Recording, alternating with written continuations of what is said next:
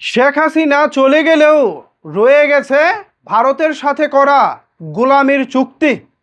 ট্রানজিটের আড়ালে এখন বাংলাদেশের সব সমুদ্র বন্দর ভারতের কবজায়। ঠিক এরকমই একটি ভয়ঙ্কর নিউজ প্রকাশ করেছে বাংলাদেশের আমার দেশ পত্রিকা।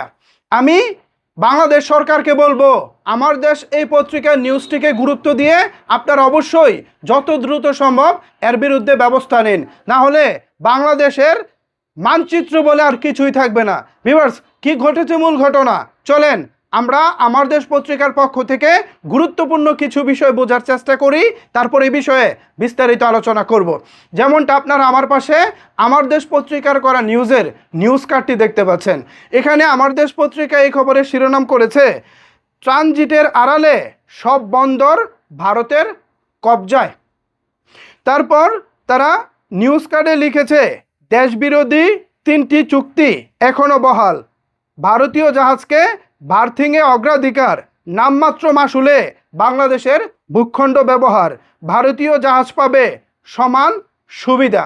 অর্থাৎ বন্দরে যখন বাংলাদেশের জাহাজের পাশাপাশি ভারতীয় জাহাজ ভিড়বে আপনার 7 সিস্টার্সে পণ্য আনা নেওয়ার ক্ষেত্রে, তখন ভারতীয় জাহাজ বাংলাদেশের জাহাজের মতো সমান অধিকার পাবে। এছাড়া একটু খবরে চোখ রাখা যাক।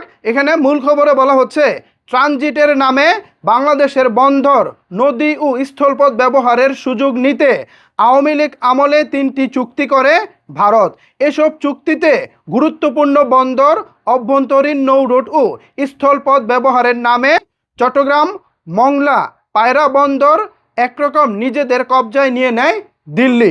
বিপরীতে বাংলাদেশের আয়, বাণিজ্যিক সুবিধা, নিরাপত্তা ও কৌশলগত স্বার্থ কতটা সুরক্ষিত হয়েছে তা নিয়ে উঠেছে গুরুতর প্রশ্ন।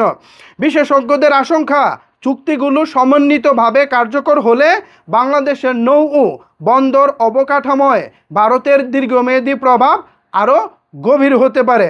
আওয়ামী লীগ আমলে করা চুক্তিগুলো হলো agreement on the use of Chattogram and Mongla ports for movement of goods to and from India, ACMP, coastal shipping agreement CSA এবং protocol on inland water transit and trade PIWTT. এর মধ্যে পিআইডব্লিউটিটিকে পুরনো চুক্তি নবায়ন করা হলেও অন্য দুটি চুক্তি একেবারেই নতুন। সংশ্লিষ্টরা বলছেন, নবায়ন করা হলেও নতুন যেসব শর্ত অন্তর্ভুক্ত করা হয়েছে তাতে বাংলাদেশের স্বার্থ পুরোপুরি বাদ দেওয়া হয়েছে, আর নতুন দুটি চুক্তি পুরোটাই ভারতের স্বার্থে করা হয়েছে।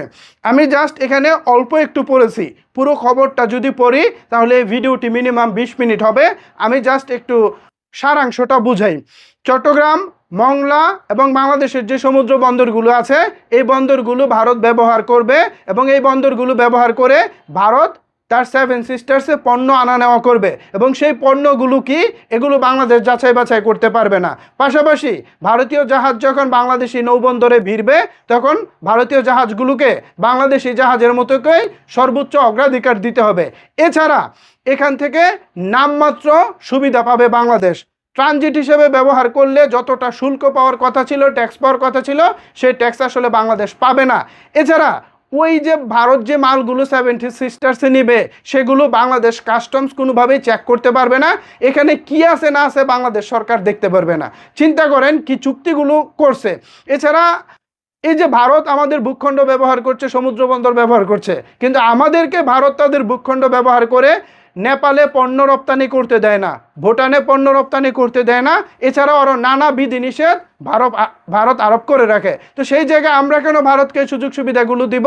এই বিষয়টা অবশ্যই বর্তমান প্রধানমন্ত্রী তারেক রহমান সাহেবকে বিবেচনা করে দেখতে হবে, বর্তমান সরকারকে বিবেচনা করে দেখতে হবে। আমি সরকারের কাছে আহ্বান জানাবো, আমার দেশ পত্রিকার আজকের এই নিউজটি গুরুত্বপূর্ণ সহকারে দেখার জন্য সম্ভব হলে চুক্তিগুলো বাতিল করে দিন।